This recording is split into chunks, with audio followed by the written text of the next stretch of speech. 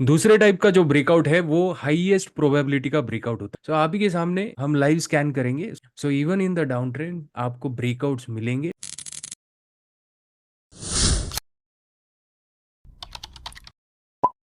Hello everyone और आप सभी को नमस्ते। पिछले वीडियो में हमने ये देखा कि ब्रेकआउट के बाद क्या होता है और हर एक सेटअप को कैसे क्लासिफाई किया जाता है। आज के वीडियो में हम ये देखेंगे कि ब्रेकआउट के पहले क्या होता है और ऐसे कौन से दो प्राइस एक्शन हैं जिससे कि आपकी ब्रेकआउट की प्रोबेबिलिटी बढ़ सकती है। आज के बाद आपके स्टॉक्स के ऊपर जब भी आप टेक्निकल एनालिसिस करोगे तो आज के कंसेप्ट्स आपको लाइफ टाइम के लिए यूजफुल होंगे। सो let us straight away jump into the concept. आप यहाँ पे देख सकते हो स्टॉक ने बहुत अच्छा ब्रेकआउट दिया है। पिछले वीडियो में हमने ये समझा था कि इस ब्रेकआउट को टाइम के हिसाब से कैसे क्लासिफाई किया जाता है। आज के इस वीडियो में हम ये देखेंगे कि एग्जैक्टली इस ब्रेकआउट के पहले क्या हुआ था जिससे कि आपके ब्रेकआउट की प्रोबेबिलिटी बढ़ेगी या फिर घटेगी। पहले तो हम इसे थियोरेटिकली समझते हैं और उसके बाद हम कुछ लाइव एग्जांपल्स देखेंगे, लाइव स्कैन करके देखेंगे सो दैट आपको ये अच्छे से समझ में आ जाए।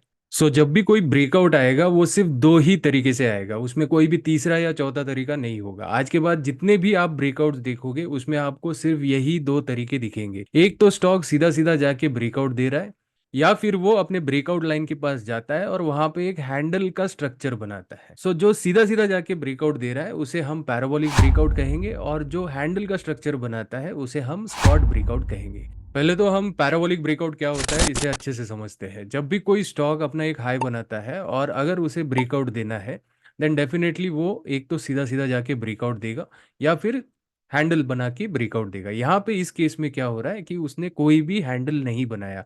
वो अगर वो सीधा सीधा जाके ब्रेकआउट देता है, एक रॉकेट की तरह जाता है, तो ऐसे ब्रेकआउट्स को हम पैराबोलिक ब्रेकआउट कहेंगे। ऐसे ब्रेकआउट्स जो होते हैं ये 60 to 70% ऑफ द टाइम अपने रीटेस्ट एरिया पे आ जाते हैं। रीटेस्ट एरिया का मतलब क्या होता है, जो भी पिछले वाला हाई बनाया है, जो भी ब्रेकआउट लाइन है उसे हम रीटेस्ट एरिया कहेंगे।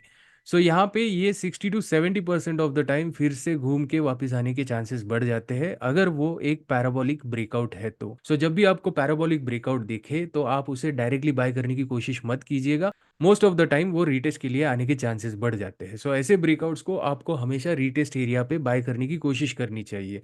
इसीलिए ऐसा होता है कि आपने देखा रहेगा जब भी कोई स्टॉक आप बाय करते हो, अगर उसमें पैराबोलिक ब्रेकआउट रहेगा तो वो फिर से नीचे आने की कोशिश करता है। अगर आपको ये पता नहीं है कि ये कौन से टाइप का ब्रेकआउट है तो डेफिनेटली ट्रेडर के मन में क्या होता है, एक डर बैठ जाता है कि मैं जब भी खरीद रहा हूँ तब तब स्टॉक नीचे आ रहा है, लेकिन वो अपना एक नेचुरल मूवमेंट फॉलो कर रहा है। रिटेस्ट होने के बाद ये फिर से ऊपर जाना शुरू कर देता है। बेसिकली हम पैराबोलिक ब्रेकआउट किसे कहेंगे, जब भी कोई स्टॉक अपना एक हाई बनाता है और उसके बाद वो अपने बेस फॉर्मेशन में चला गया और बेस फॉर्मेशन बनाने के बाद वो फिर से ब्रेकआउट देने की कोशिश कर रहा है, लेकिन ब्रेकआउट उसने बॉटम से निकल के सीधा सीधा जाके ब्रेकआउट दिया, कहीं पे भी रुका नहीं। ऐसे ब्रेकआउट्स को हम पैराबोलिक ब्रेकआउट कहेंगे और ऐसे breakout 60 to 70% of the time retest के लिए आएंगे, but 20 to 30% of the time वो बिना रीटेस्ट के भी भाग सकते हैं।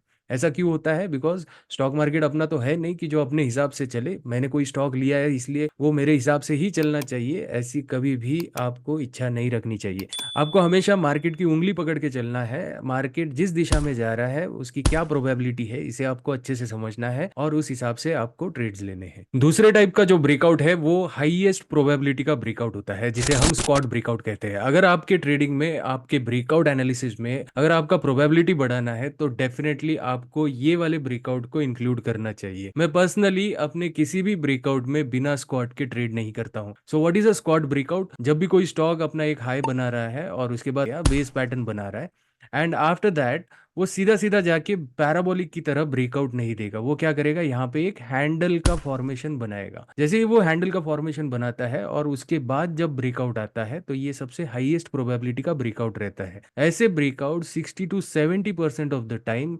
बिना रीटेस्ट के भागने के चांसेस रहते हैं, but still 20 to 30% of the time ये रीटेस्ट के लिए आ सकते हैं, लेकिन ये ब्रेकआउट फेल होने के चांसेस बहुत ही कम होते हैं। ऐसा क्यों होता है?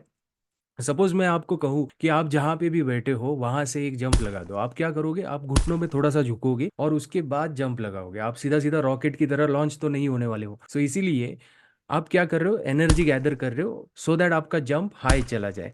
सो सेम चीज़ यहाँ पे प्राइस एक्शन में होती है कि ब्रेकआउट से जस्ट पहले वो अपना एनर्जी गैदर कर रहा है, यानी कि मार्केट में जितना भी सप्लाई है उसे एब्जॉर्ब कर रहा है। और जैसे ही यहाँ पे मार्केट में सप्लाई खत्म हो जाता है, उसके बाद जो ब्रेकआउट आता है तो वो फेल होने के चांसेस बहुत ही कम हो जाते हैं। सप्लाई डिमांड और पूरे पैटर्न के बारे में हम आने वाले वीडियोस में भी देखेंगे, लेकिन अभी फिलहाल हम इतना समझ लेते हैं कि जब भी कोई स्टॉक ब्रेकआउट से पहले हैंडल बनाता है तो हम उसे स्पॉट कहेंगे, और जब भी कोई स्टॉक सीधा सीधा ब्रेकआउट देता है उसे हम पैराबोलिक ब्रेकआउट कहेंगे। सो आई होप आपको यहाँ पे पैराबोलिक और स्कॉट का कंसेप्ट समझ में आया होगा। So let us go to the chart और कुछ प्रैक्टिकल एग्जांपल्स देखते हैं और एक लाइव स्कैनर भी रन करके देखेंगे, सो दैट आपको ये भी पता चलेगा कि लाइव सिनारियो में उसे कैसे देखा जाता है। यहाँ पे हम पहला एग्जांपल देखेंगे स्कॉट का, जहाँ पे बीएलएस इंटरनेशनल ने एक मल्टी ईयर हाई ब्रेकआउट दिया था। 2018 का हाई 2022 के आसपास उसने ब्रेक किया था। सो 4 से 5 साल का हाई ब्रेकआउट दिया था। This was a multi year breakout, लेकिन अगर आप देखोगे ये ब्रेकआउट के जस्ट पहले उसने एक हैंडल बनाया था। सो दिस इज अ स्कॉट ब्रेकआउट। दूसरा एग्जांपल हम यहाँ पे जोमेटो का देख सकते हैं, जहाँ पे जोमेटो का जो हाई था नवंबर 2021 का, वो जाके ब्रेकआउट हुआ 2024 में। सो यहाँ पे मंथली चार्ट पे आप देख सकते हो कि सीधा सीधा जाके उसने ब्रेकआउट दिया। सो this is a parabolic breakout. Breakout आने के बाद उसने क्या किया, 2-3 महीने के बाद उसने फिर से उसी लेवल के ऊपर आके रीटेस्ट दे दिया था। अब इसमें ऐसा नहीं है कि ये सिर्फ मंथली और वीकली पे काम करेगा, ये आपके 1 मिनट के टाइम फ्रेम पे भी काम करेगा और 1 मंथ के टाइम फ्रेम पे भी काम करेगा। बिकॉज जब हम प्राइस एक्शन को देख रहे हैं तो it has to work throughout the time frames, यानी कि वो आपके 1 minute, 5 minutes, daily, weekly, monthly, ये सारे के सारे कंसेप्ट आपको हर एक टाइम फ्रेम में देखने को मिलेंगे। लेकिन इस चैनल में हम सिर्फ स्विंग एंड पोजिशनल की बात करते हैं और स्टॉक के अलावा फ्यूचर ऑप्शंस, इंट्राडे के बारे में बात नहीं करते हैं। सो दैट इज़ वाई हमारे पर्पस के लिए हम सिर्फ डेली, वीकली, मंथली के अलावा दूसरे किसी भी टाइम फ्रेम के बारे में हम नहीं सोचेंगे।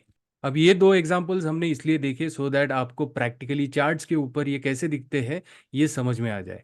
अभी हम क्या करेंगे, एक छोटा सा स्कैनर रन करेंगे, एक जनरल स्कैनर रहेगा उसे हम रन करेंगे और लाइव सिनारियो में आपको स्क्वाट और पैराबोलिक कैसे दिखता है ये भी हम समझेंगे।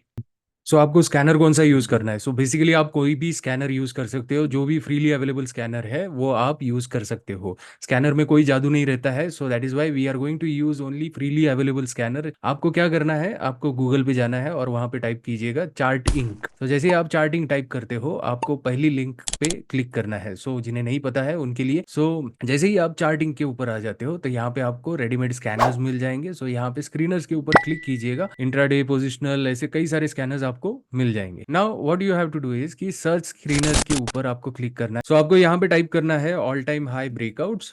सो यहाँ पे हम लिखेंगे ऑल टाइम हाई ब्रेकआउट्स, और जैसे ही आप ऑल टाइम हाई ब्रेकआउट्स के ऊपर क्लिक कर देते हो तो you will be getting the first link. यहाँ पे लिखा हुआ है 4 month all time high breakouts. चलो इसके ऊपर हम क्लिक कर देते हैं। सो आप ही के सामने हम लाइव स्कैन करेंगे। सो फर्स्ट स्कैनर जैसे ही हमने ओपन किया, हमारे पास यहाँ पे 13 स्टॉक्स है जिन्होंने अपना एक आज ऑल टाइम हाई ब्रेकआउट दिया है। सो पहला जो स्टॉक है दैट इज केयर रेटिंग।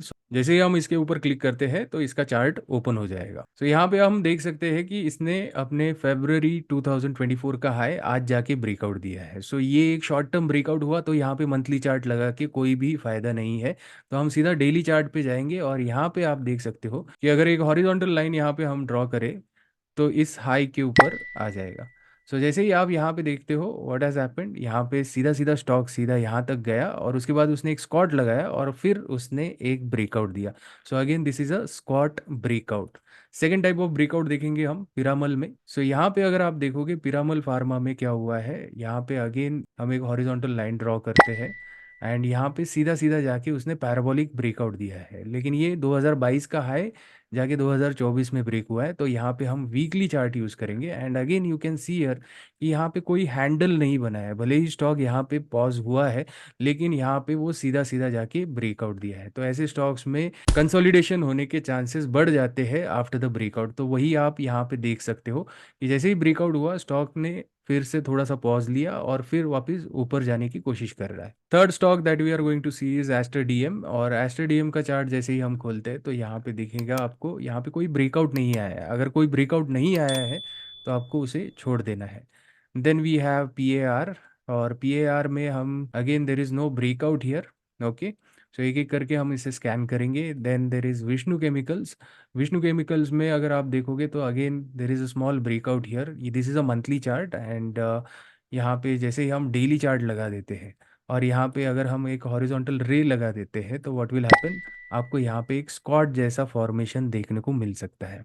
सो इसी तरीके से आपको स्कॉट और पैराबोलिक ब्रेकआउट्स देखने हैं। अगर इसी विष्णु केमिकल्स में अगर हम थोड़ा सा पीछे चले जाए तो यू कैन सी हियर कि यहाँ पे एक जो हाई ब्रेक किया था उसने 2022 का हाई जाके उसने 2024 में ब्रेक किया। तो यहाँ पे हमें शॉर्ट टर्म मीडियम टर्म के हिसाब से वीकली चार्ट लगाना है and immediately you can see there is a parabolic breakout. So जब भी स्टॉक सीधा सीधा जाके ब्रेकआउट देता है तो हम उसे पैराबोलिक ब्रेकआउट कहेंगे, जिसके रीटेस्ट के चांसेस बढ़ जाते हैं। और आप यहाँ पे देख सकते हो कि स्टॉक ने फिर से अपना रीटेस्ट दिया, थोड़ा सा नीचे आया एंड उसके बाद ये फिर से ऊपर जाने लगा। अब ये सारे जितने भी एग्जांपल्स हम देख रहे हैं ये आज 24 ऑफ अक्टूबर 2024 में देख रहे हैं, जहाँ पे निफ्टी का कंडीशन आप देख सकते हो निफ्टी में क्या हो रहा है। सो निफ्टी का चार्ट अगर हम ओपन करें तो यहाँ पे निफ्टी पूरा डाउन ट्रेंड में है। Even on a daily chart अगर आप देखोगे ये पूरा डाउन ट्रेंड में है। So even in the down trend आपको ब्रेकआउट्स मिलेंगे, लेकिन आगे चल के हम आने वाले वीडियोस में ये भी देखेंगे कब आपको ब्रेकआउट से दूर रहना है और कब आपको एग्रेसिवली ब्रेकआउट्स में काम करना है। आई होप आपको यहाँ तक सब कुछ समझ में आया होगा। अपनी तरफ से भी कई सारे एग्जाम्पल्स को आप बैक टेस्ट कीजिएगा, बहुत सारे चार्ट्स देखिएगा और अपनी आंखों को ट्रेन कीजिएगा। बिकॉज आप जितने चार्ट्स देखोगे उतनी आपकी आंखें ट्रेन हो जाएगी और उतना ही आपको कॉन्फिडेंस बढ़ेगा। हम आने वाले कई वीडियोस में एडवांस कंसेप्ट्स भी देखेंगे और उसी के साथ हम कुछ स्ट्रैटेजीज भी देखेंगे। अब तक इस वीडियो को देखने के लिए बहुत बहुत धन्यवाद और आज का कार्यक्रम हम यहीं पे समाप्त कर देते हैं। So thank you so much, see you in the next video.